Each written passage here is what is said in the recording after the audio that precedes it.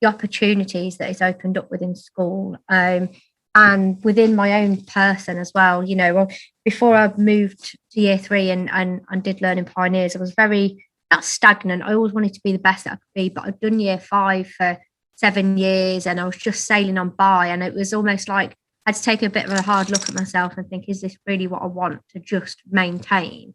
Are there other things out there? And this sort of opened my eyes. Like, it's something I really believe in.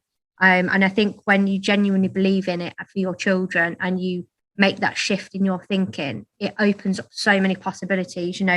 By doing this all year, the outcomes for my kids have been tremendous. Like, I'm sending up now such confident pupils that came to me crying, upset, worried about making mistakes, worried when they got things wrong, worried if they couldn't do it. So now it's okay. I've got the stuck wall. I can try those things. If that doesn't help, then I can try this.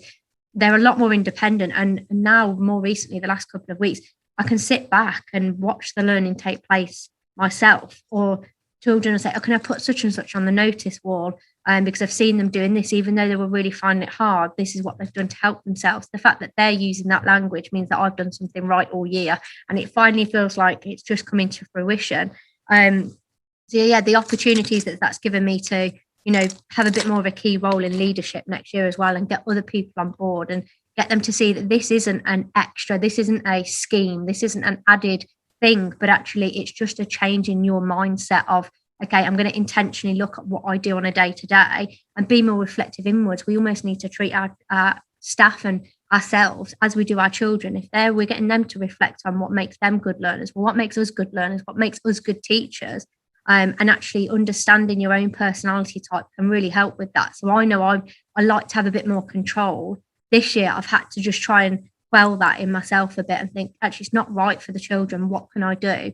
And actually, I quite like it. Giving them a little bit more has given me a bit more freedom to stand back and actually see the learning take place. So I'm probably more in touch with where they are, both academically, emotionally, and the things that they need. And I probably have better relationships with the children because I've taken that pressure off myself, and almost handed over the learning to them in a way. So it's meant that I've been able to support them more. And, even down to relationships with parents too, I feel like they're having more positive experiences of us in school because we're taking time to communicate with them about the really nice things, or, chatting to them about, oh, such and such mentioned in the PSHE about, you're going to this family barbecue, or, you're having a baby or whatever, and just taking the time to tell them that something personal about them to connect. And I think that was important.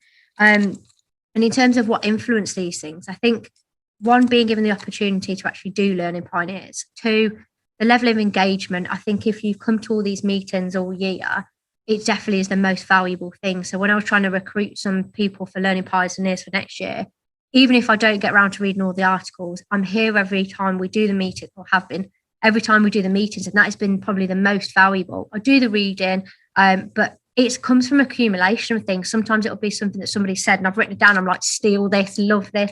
Sometimes it's a part of the book that I've tried and I'm like, I really, really like that.